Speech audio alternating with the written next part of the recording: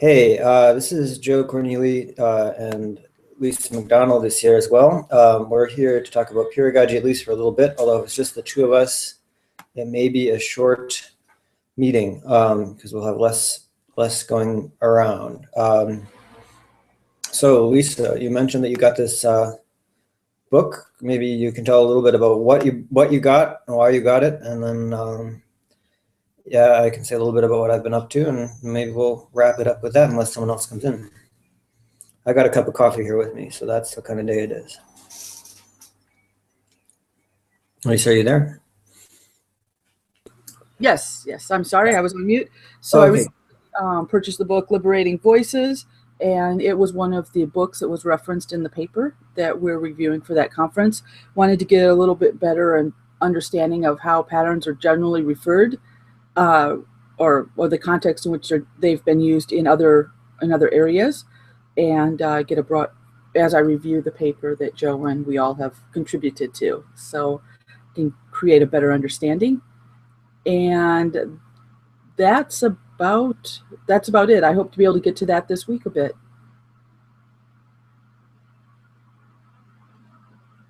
Yeah, so the book is at least parts of it are somehow available online, but I bought the other one, this Pedagogical Patterns Advice for Educators. So now we've got an authority, possible authority on both of these things. Well, I'm making infinite websites. Sorry about that.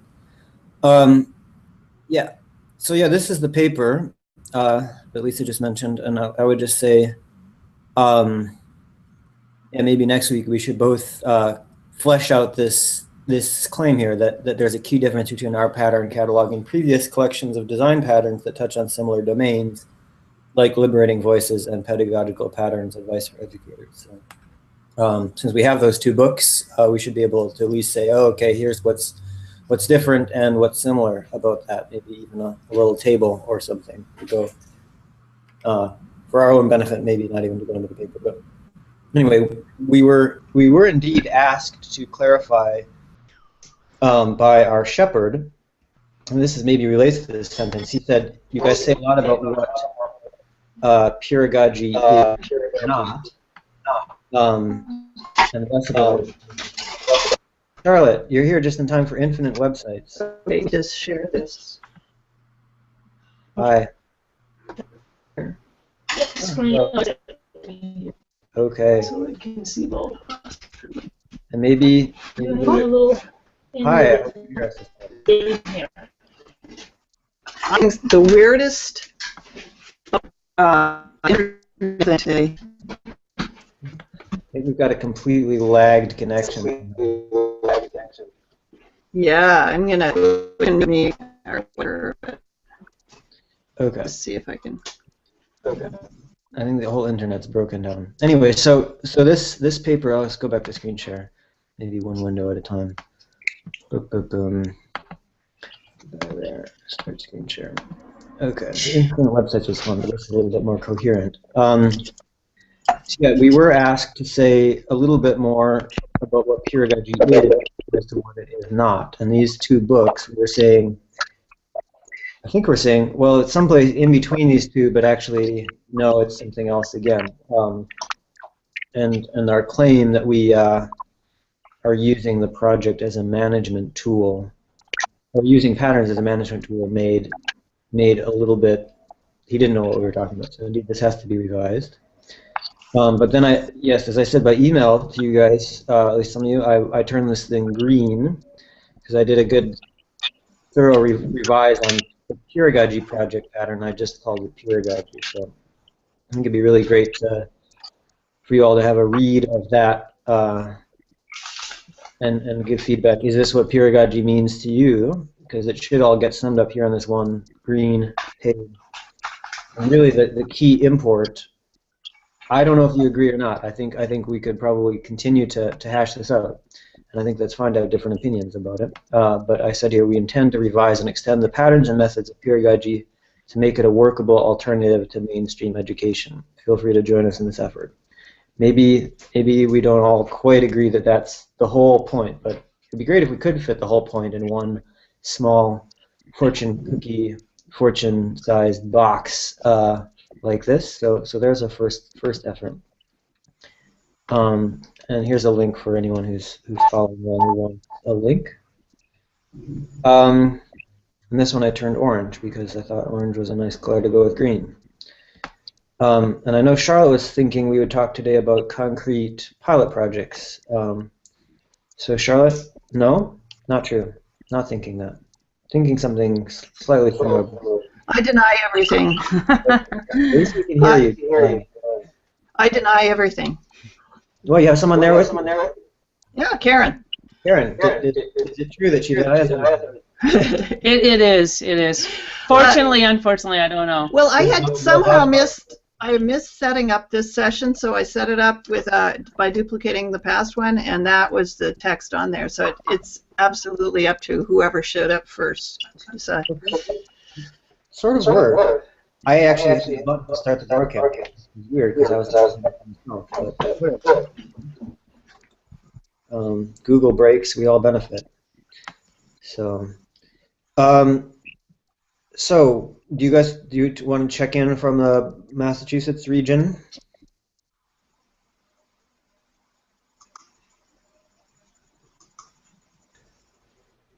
Just a second. Okay. Yeah, I've stepped down my bandwidth. I have no idea what's going on. Our power went out earlier this morning in a couple places in town. That's better. Yeah, that's better. Yeah. So can you hear me all right? That's a yes. Okay. Yeah, I've kind of myself have been fairly involved with other things, but I've got the Peeragogy projects, the MOOC, and the paper in my sites. And Karen's actually been reading the book. Starting, yep. Very, very, very basic things right now. I'm working on a lot of projects as well, but I'm scheduling more time for this because it's really, as I get into it, it's increasingly interesting for me. That's good. Replacing mainstream education, that's a nice objective. Boston's a good place to do it from, I think. There's a lot of mainstream but kind of high-end in Boston. Yeah, no, I have my resentments for coming back here, but it is a really brilliant place to be, I have to admit. And there's a lot going on around here in the field of education, a lot of policy and experimentation and different school types. And so my cousin is in education policy. He works at Harvard. Really? Wow, great. At the grad school? Tufts? Something. No, I don't know. Education policy research. Well, I think. And what sort of field? What area of education research? So like policy. Right. Policy. For public school systems or the secondary, for special ed, for ESL, for university policy. What? I think mostly for. Wait, I'm getting my earphone now. Sorry. For secondary. Secondary. Oh, wow, great. But this is the policy for mainstream education, not the policy for alternative education. Right. Well, if it's Harvard, probably, yeah. Although there's a lot of good stuff on mainstream education coming out of there. He's getting PhD, Center for Education Policy, research at Harvard University. Cool. Let's go see him. Yeah, can we go see him? Wow, yeah, her. Her. Oh, great, yes. I'm trying to get a way to be more aware of the opportunities at these different schools and think tanks and stuff around here for us to go and talk about peeragogy. And I think one of them is the Berkman Center for Internet and Society, where I know the director of it, and I've worked with him in the past, and I think it would be, it'd be cool if we could do a hangout and a live, combination with a live presentation. So I wanted to. What a great idea! Maybe we could do one of those Thursday lunches, and do it as a team. That would be really funny. Those Thursday lunches are great. I've watched several, at least a couple of them live, and several on recorded replay.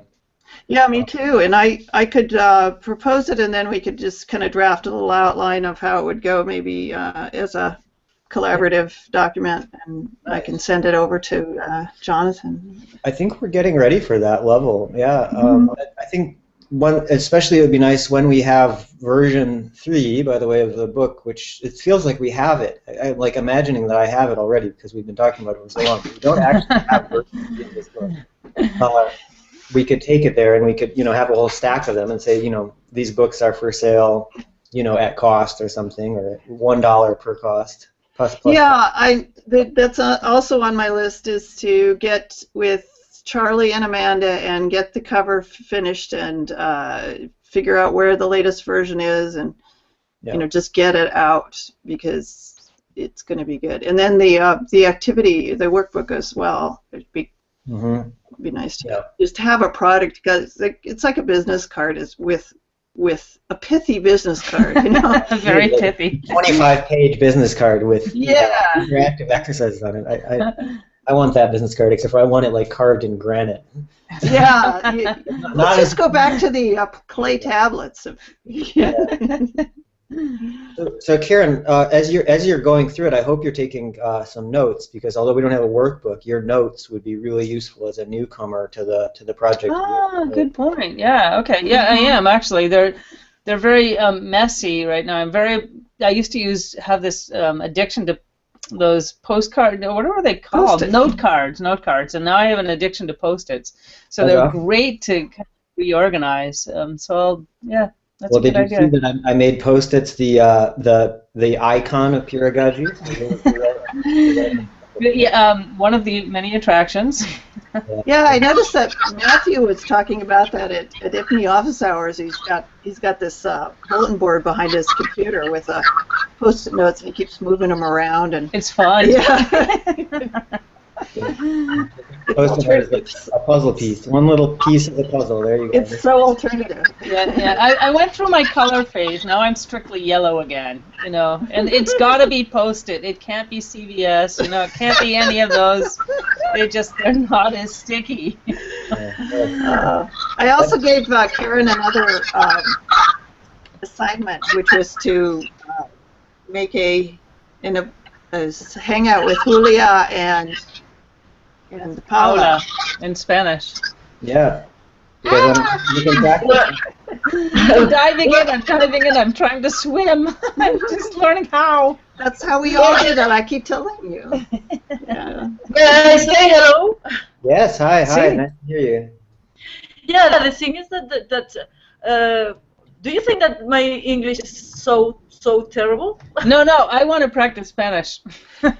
No, really, that's what it is. I need to practice English.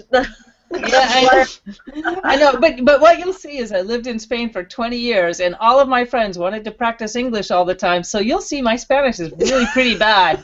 So after we hang out in Spanish... Hang out to each other and just talk in Spanish. Say that again, we can hang out what? We can talk in Spanish. Vale.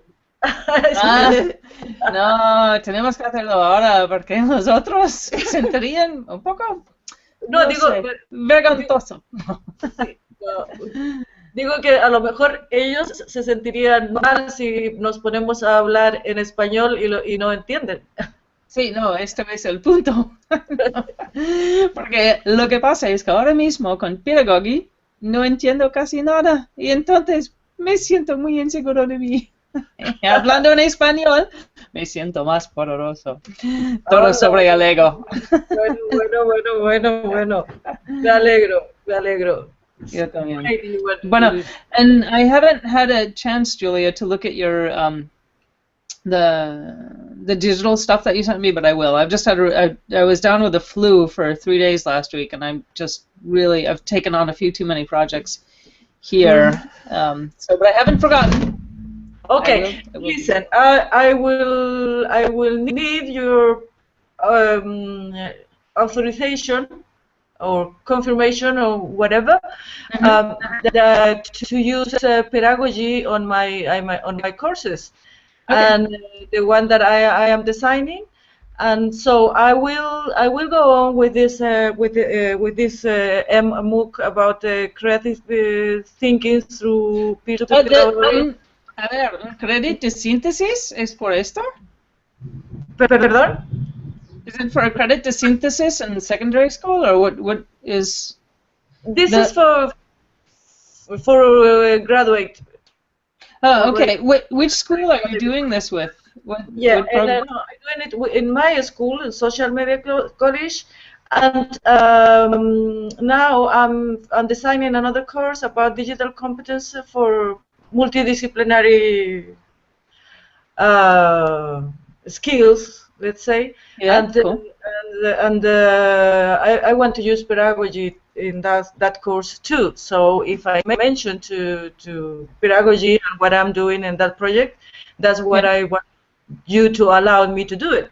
So you don't have to ask permission. You already have permission, but now you have it again. You have twice, double permission. Go ahead. And you never needed permission to start with. And now you have it. So, yes, the one thing, it would be very interesting to see how that all goes. So please let us know how it goes. One thing we always still need is a kind of more case for the book. So if you want to write it up or invite your students to write it up, we can do that. You don't have to, but you can. That'd be great. Well, I have one student already for the creative thinking course.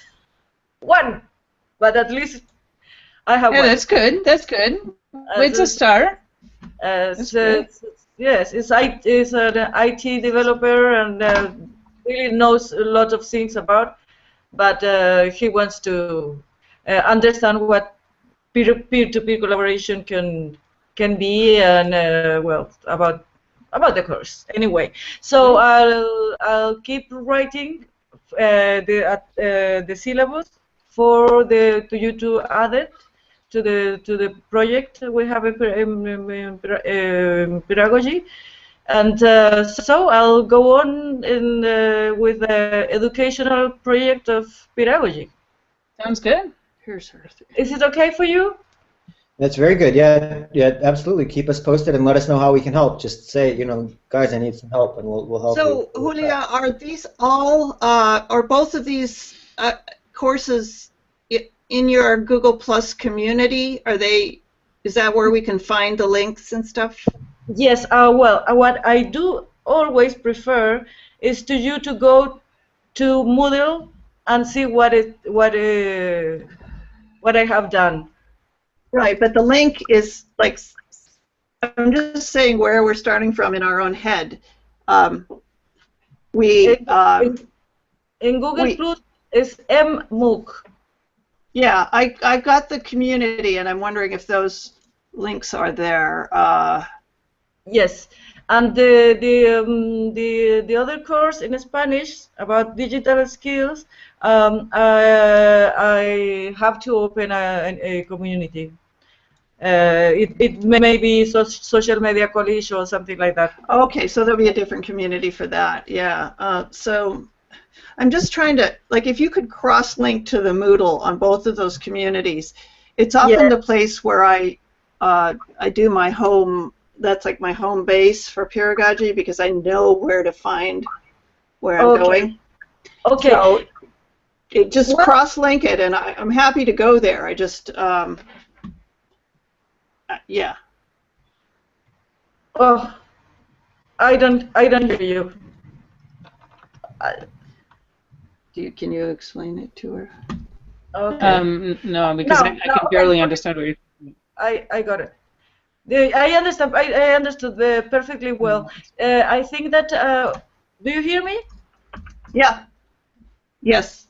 Yeah. Okay. I understand what you. I think I understand what you say, Charlotte.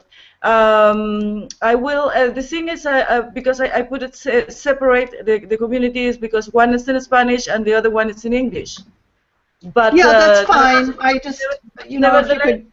I put the community for the other project into MOOC 2, and so the Spanish speaking people can work on that if they want to. Mark.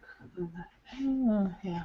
Okay, I mean, a part of it is me being more organized and just putting it in a folder. Yeah, So we should put a link. Well, we should certainly put a link to it someplace on a kind of list of current projects. Fabrizio yeah, was making a dashboard, and once that's ready, we should have it there, and then no one will get confused. So, and by the way, I think it's one of the more vibrant things going on right now, and besides a handbook and. And by the way, if we can find Fabrizio, if we can get some time, he would be another person to join the Spanish-speaking meeting as well. Oh, great, cool. Like you, and he lives in Italy. He happens to be from Italy, but he also speaks Spanish. So. Oh, great. Oh yes, and he speaks really a very good Spanish. So you go on with the handbook, and I will go on with the educational project. And I will go on telling you what I'm doing on the Google Plus.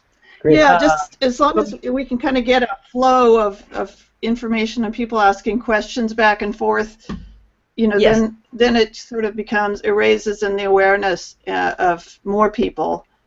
And I think you know, Yes. if we can sort of get a synopsis that we can tell people, like, what's going on, what is this Peeragogy anyway? You know, well, one of our colleagues in Spain is creating some online courses that use the principles of Peeragogy, and here's the link. You know, so it's just okay, great, yeah. Great, because the other course is open too. Mm-hmm. It's for free, and it's a pilot project too, but in Spanish. So, well, I'm glad that I have the permissions, so I'll go on, okay? It was nice to see you all, and nothing. Okay. Have a nice day. All right, then. We'll be in touch some more. Anything else you want to know? We should just let's try to make an appointment with Fabrizio if we can sometime, and Paolo. What is a good time for you and Karen and Paula and whoever else to get together? For me, this time is perfect. Okay, yeah. Like any day or? Yeah, almost any day, because I'm always plugged here to the computer. So. Okay. Yeah. Okay. Okay. Okay. Bueno. See you. Okay, see ya. Hasta la próxima semana. Hasta la próxima semana. Saludos. Hasta luego. All right. Ciao. Okay. So yeah, there you go. That's an example of the real live pilot project. I think we were hoping to. There were some rumors that maybe someone was thinking about something like that. I deny that. Yeah, maybe I wasn't sure. So, but I'm still a little bit worried about this paper. Where'd it go? It's gone. Gone. I want to bring that back up because I'm not convinced by what I wrote myself, and that's really bad. Okay. And it's related to what we were just talking about. What are you not convinced about what you wrote? I mean, yeah. That in what sense? Do you find it not clear, not convincing? Okay. So if we were to boil down the entire, Peeragogy project to one kind of large fortune cookie here, and stuff inside of a fortune cookie. Yeah. It'd have to be a fairly large one, but that's okay. Yeah, it'd be a big cookie. Yeah, we intend to revise and extend the patterns and methods of Peeragogy to make it a workable alternative to mainstream education. Feel free to join us in this effort. I feel like that is too, well, first of all, it's not a really concrete, actionable next step. It's more like a wish, and I do wish that was true, but I think we need some more work to figure out what that would mean. And so, you know, Karen, for example, you're an educator. Maybe you'd have some things to say about that. And Lisa, you've reminded us numerous times that education is not your particular background. You do media psychology and business, and you're more interested in applications there. So if we're saying, like, what does the Peeragogy project going to do next? What is the concept of peeragogy? I think Charlotte said it really well just now. Like, we're trying to connect different projects and create this atmosphere in which people can learn from each other. But that's not really an alternative to mainstream education, or alternative. Yeah, it's not a workable alternative. It's just something else. It's like saying tea is a workable alternative to coffee, I suppose, in some contexts, or sometimes. Yeah, I mean, both. Yeah, one of the things, I can see what you're saying, but one of the things that I've noticed about the effect of the whole web, Web 2.0, which is now, I mean, it was Web 2.0 several years ago, and now I've been out of it for 3 years now, so I'm just coming back to it right now, is that there's so many new things coming into mainstream education. And I know in Spain, when I left at the British Council, the council had so much power there, and it was really kind of like the vehicle for change in pedagogy, particularly in second language acquisition, but that kind of led pedagogy for all of the other fields. And we were working with a lot of digital stuff, and I just saw so many things coming up, like the Khan Academy was coming up, and that was becoming really powerful. And oh God, there were like 7 or 8 different major ways of using the internet, and the whole idea of the flipped classroom, where the kids do, or the students, I should say, we call them the learners. Oh my gosh, the learners do at home what used to be done in class, and do in class what used to be done at home. So they do exercises in class where the teacher's there to help them, and they listen to lectures and do all that kind of stuff at home, because now we have the internet, you can do that. And so there are just so many ways in which traditional education is being challenged. And here in Massachusetts, in terms of policy, I'm really looking forward to talking with your cousin, because I'm just starting to get my head around exactly what's happening here. And Massachusetts is, the leader, one of the major leaders, not the only leader in the state that's changing policy, but what I see is happening is everybody knows that there needs to be a change, but nobody really knows exactly how to handle the internet, how to use this incredibly powerful tool that we have in order to affect change. And then, of course, there are all the questions of the cost of the technology. And I know in Spain, a lot of schools went overboard in buying, 10 million iPads and iPhones and things like that, and they weren't handling them well, and they were overusing the internet. And so that teachers were we're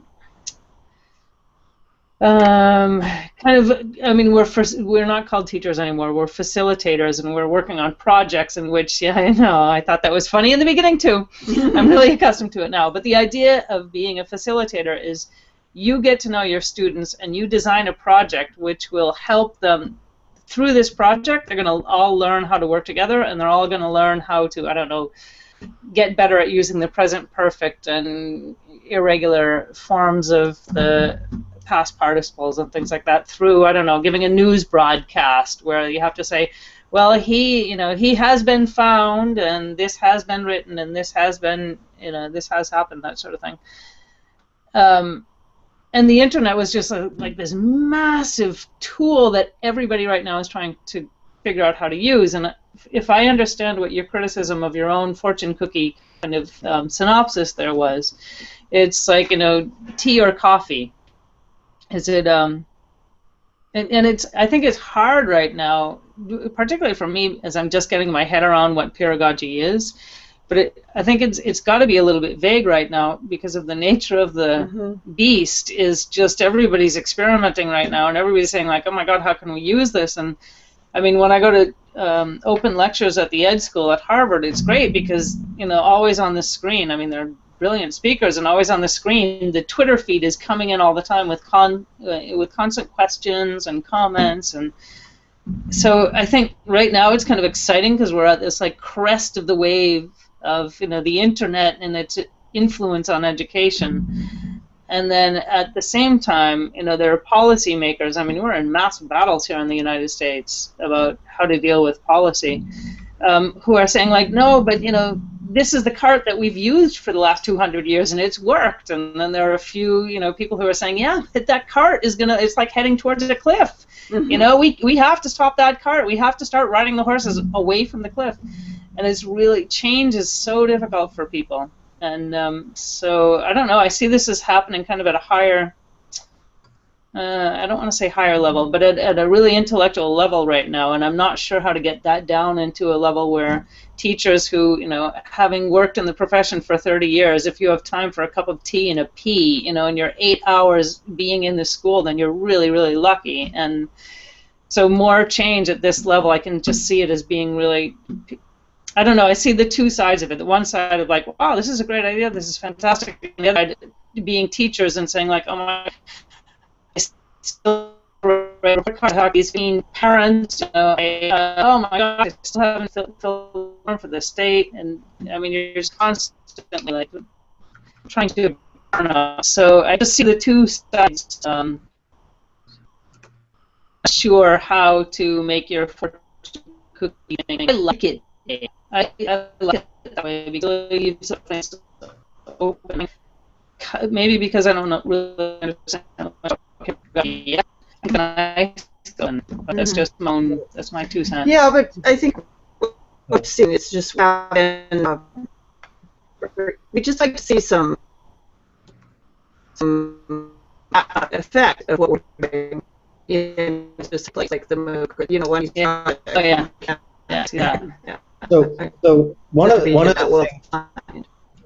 So your lag is back again, ladies. I'm sorry to tell you, but the thing, one of the things that strikes me about what Karen is saying is that it's both an alternative in a different way and very threatening and a lot of change, and also not an alternative because it's actually already what's going on in completely mainstream courses, at least in Spain, the ones where they're doing stuff that they would recognize as peeragogy or peer learning.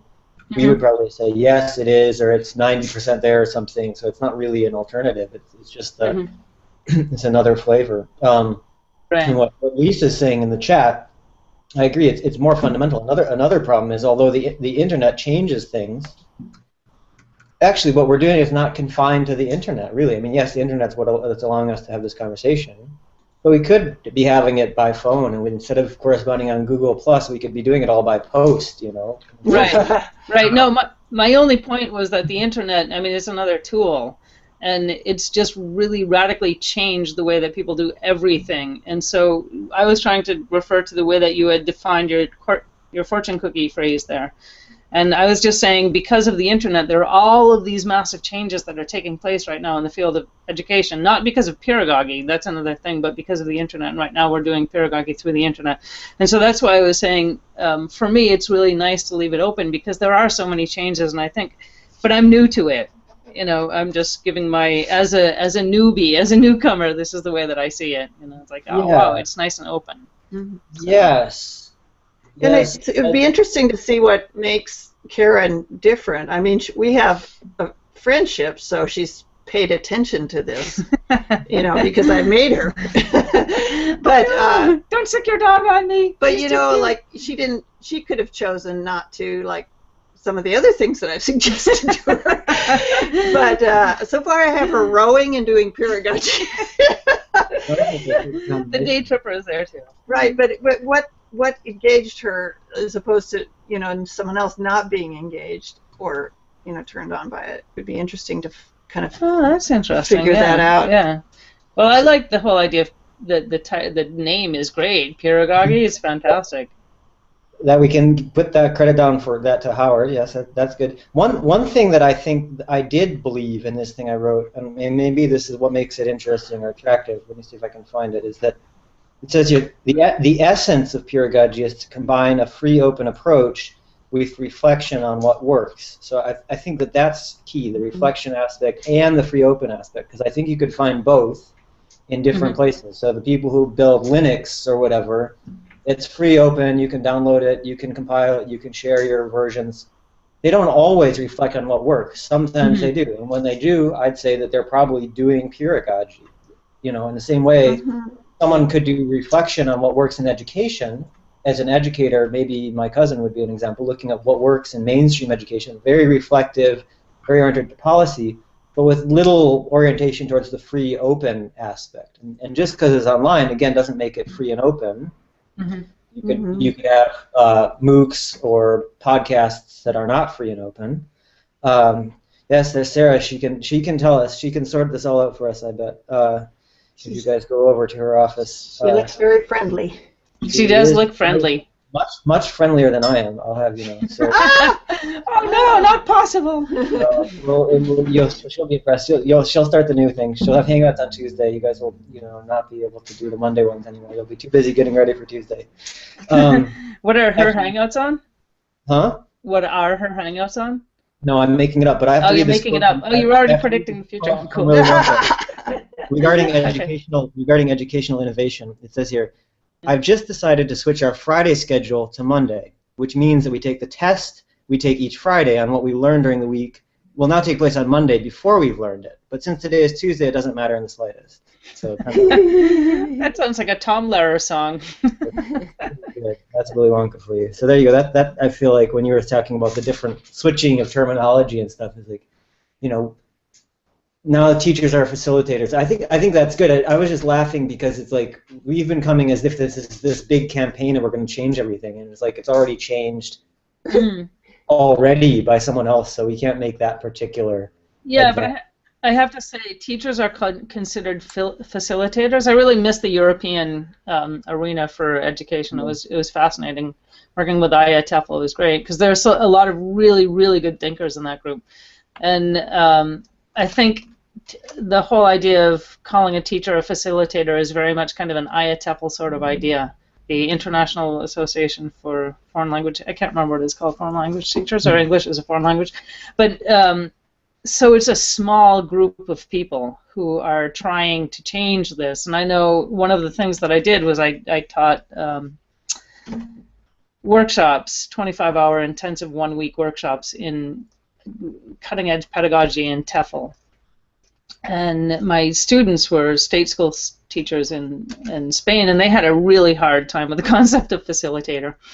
So, I mean, calling a teacher a facilitator was very much, you know, English language teaching, which is for me, it's one of the major areas where there's a lot of research in pedagogy, and the reason why there's research in pedagogy and English as a foreign language on the international scale is there's a lot of money in there. There are a lot of businesses who are investing a lot of money in getting their CEOs and their CIOs, etc., to be able to communicate, and doctors want their hospitals want their doctors to communicate.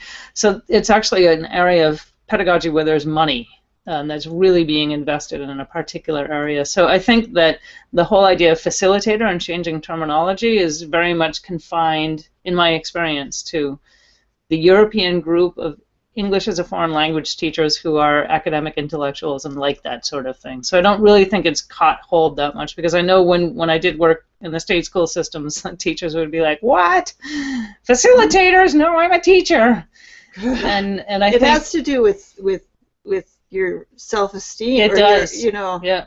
I'm coming up with this theory about teachers now, because also within the British Council we had like 250 teachers, and I'd say 50 of them got into the whole idea of facilitator, and the other 200 were like, "I'm in control here. I'm a teacher. I have a degree. You sit down. You shut up." And it was the 50 of us who were just trying to not be too touchy-feely and saying like, "Hey, you want to try this? It works."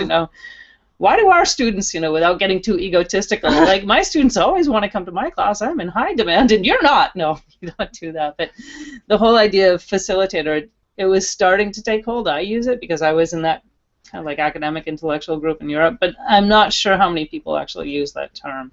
I see. So it's a sort of beachhead within mainstream education, but not necessarily overrun, and okay, I understand better.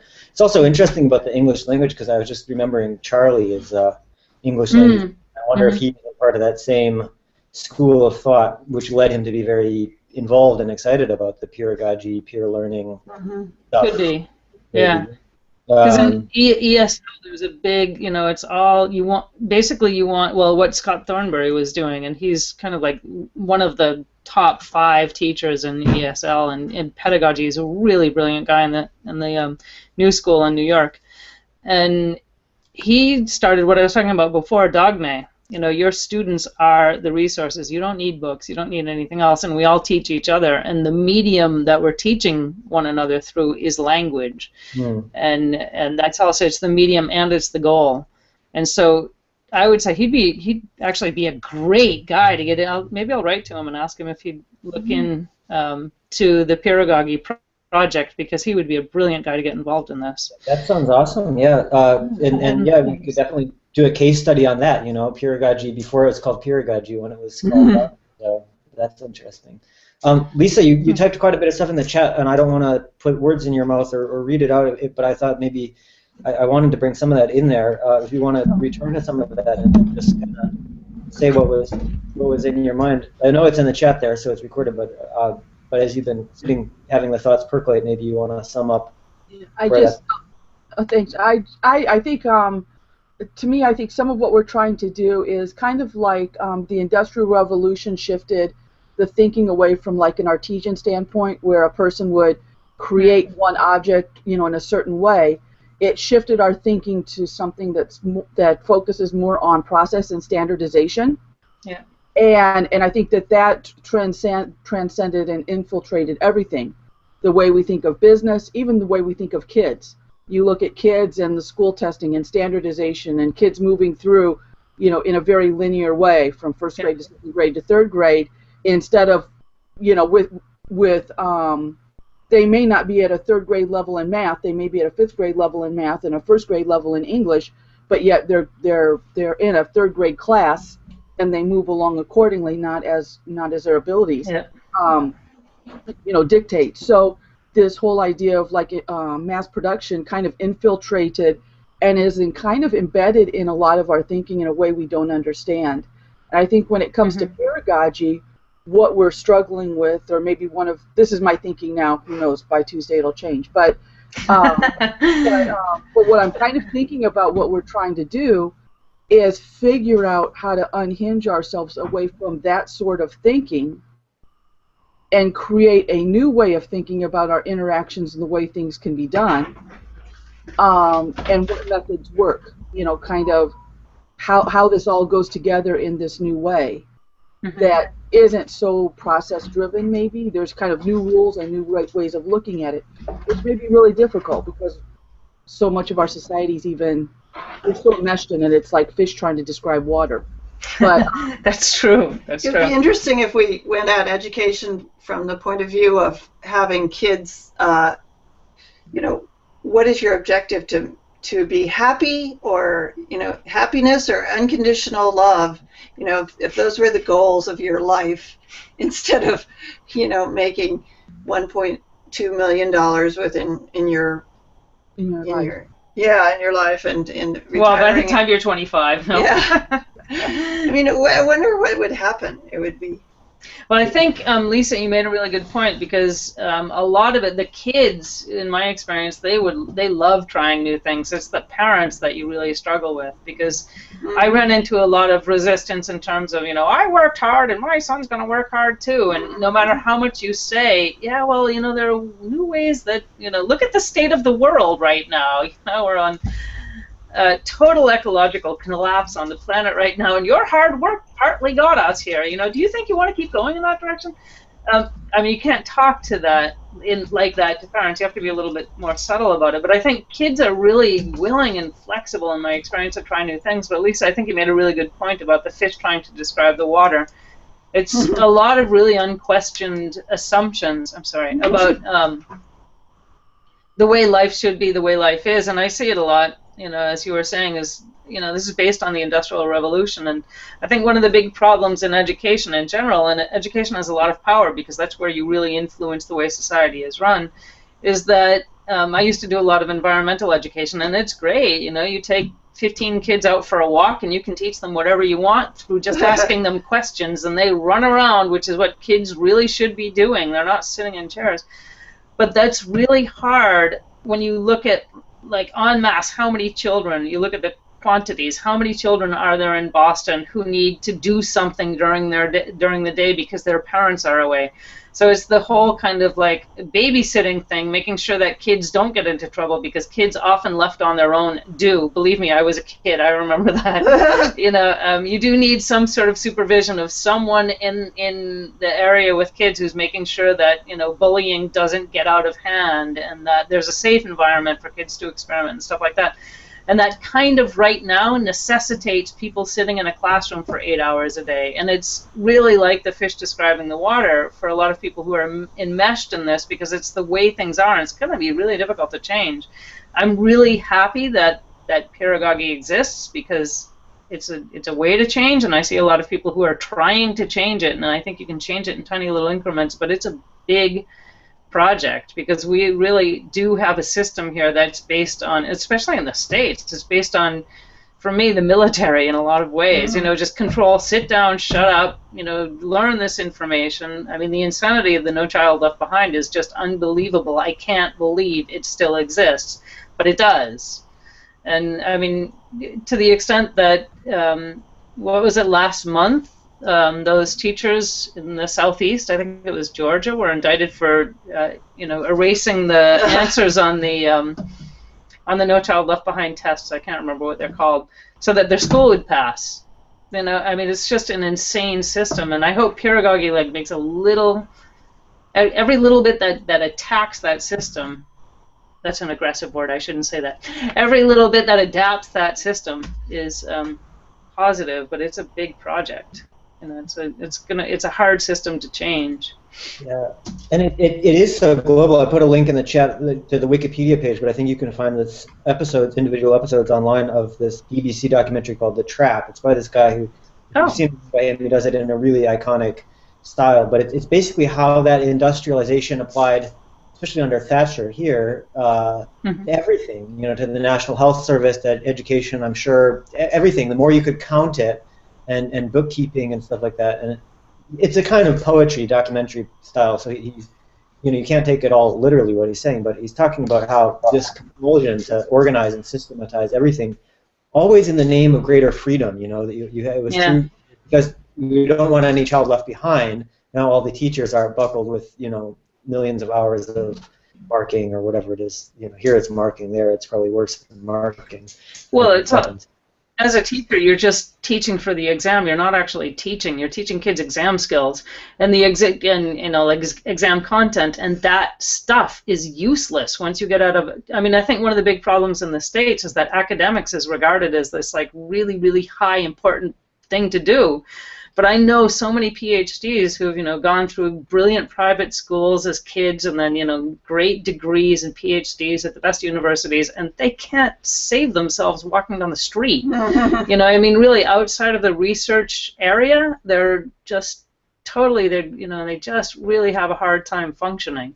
And so I think there's, you know, the system is set up for, you know, academics to be the be-all and end-all of everything, and that involves a lot of sitting down and reading through research on your own. There's not a lot of, you know, peer interaction there. There's a lot of competition. So I don't know. I think there are a lot of things that could use changing. Yeah, those are all really interesting points about the academics. I think it would be nice to incorporate that kind of more holistic approach to life into this essay we're working on as well. Because I mean, we mentioned Christopher Alexander, and he's all about creating a life world that's actually thriving, and not one that's desiccated and everything's controlled and everything is really in this way that's very unwholesome. And I'm also reminded of that TED Talk. I don't know which one of you pointed it out about how academics view their bodies as something to move their brains from one. Oh yeah, Sir Ken Robbins. Yeah, he's amazing. Oh, he's everything that he's done is incredible. I mean, really incredible guy. He lived in the UK. Well, he's from the UK, and I think he lives in Seattle now. I can't remember. He moved to the States. But yeah, he's done a number of different things that are really good. What are those things called when he did the history of education, which is great. It's like 20 minutes long. And you like draw, there's a name for this, it's a new internet thing, and you describe something as you draw schematics on a screen. Okay. It's a new format. Is it like that RCA animation? It might be. Yeah, it's that like it's like you have an enormous whiteboard, which is your screen, and you're drawing schematic diagrams on the screen as you describe what's going on. Yeah, they kind of come to life under your 10 or whatever. Yeah, well, speaking of that, if we could get Amanda back around, maybe she could do that for us. While we could do those things once a week on Mondays with Amanda's help, or Charlotte as Amanda's pupil could try her hand at that. Oh, I know someone else who would love this. Kylan Howard. Lauer. Howard could paint it on a mobile Arduino enhanced rotating. Did you see Howard's latest profile photo? Facebook? No. Oh, he's got an awesome jacket, and then it's totally awesome. That's pretty cool. Yeah.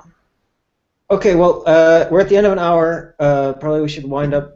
Not that we have to be too systematic, like actually 1 minute over. So now it's everything's ruined because the system we didn't follow.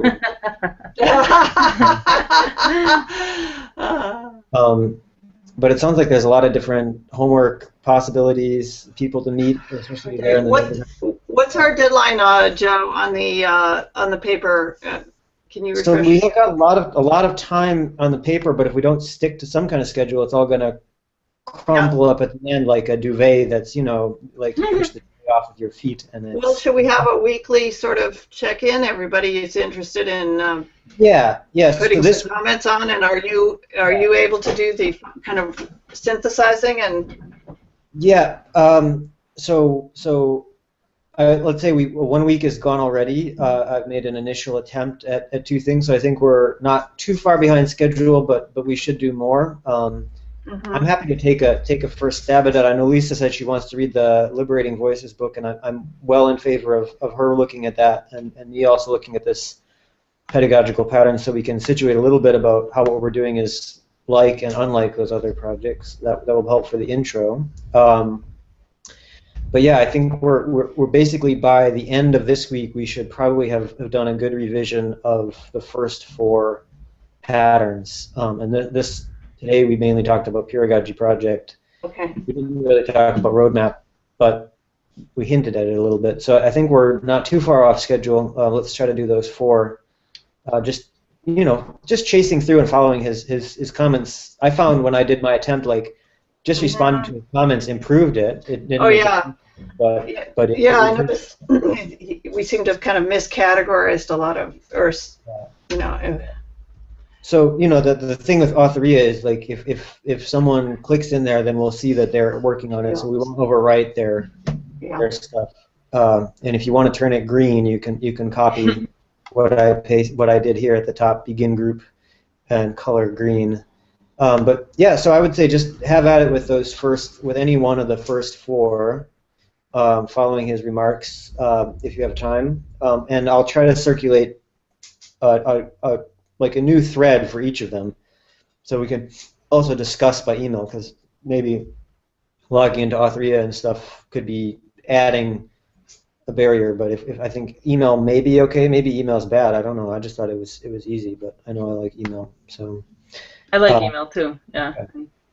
Okay. Well, I'm trying to get away from it, but no, you have a lot. Whatever works is. I only have 2 accounts.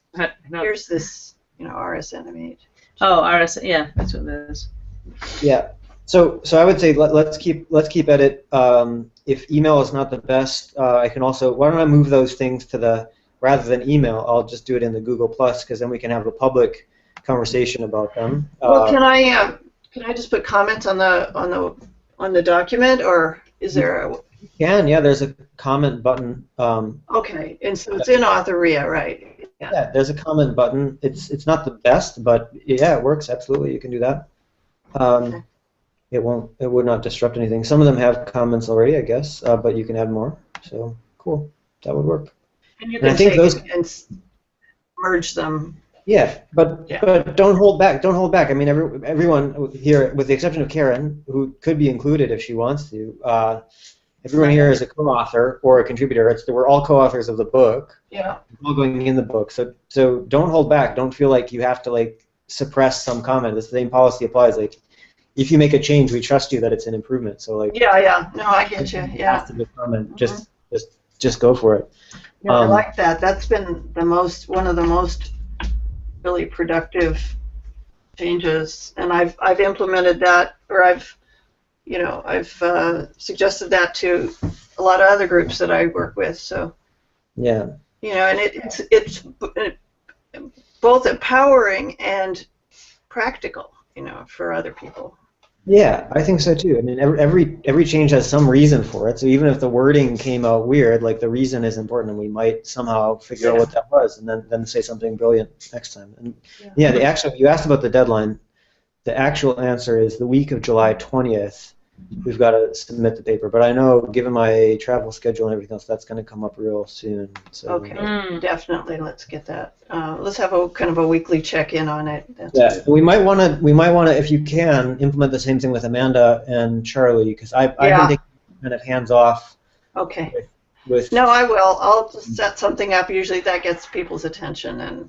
Cool. You know. Yeah, I imagine it's just hanging on by a thread, and we can sort of say, look, we want these copies so we can start handing them out. Right. It's not going to be perfect, but that's why we have version 4, you know, and that's why we have Karen reading the book and you know, ready to implement her post-it note strategy to revise the whole thing. So, okay, well, so that's a lot of chit-chat from me, but we've got a huge, nice lot of chat in the chat, cool ideas. And I think. Are you grabbing the chat? I am. I'm about to email it around. Speaking of pedagogical techniques. Yeah, definitely. Good. Thanks for reminding me. Cool. All right. Well, anything else? I'm going to stop the broadcast. I won't close the Hangout. But bye, everyone. Who's listening in. Talk to you all next time.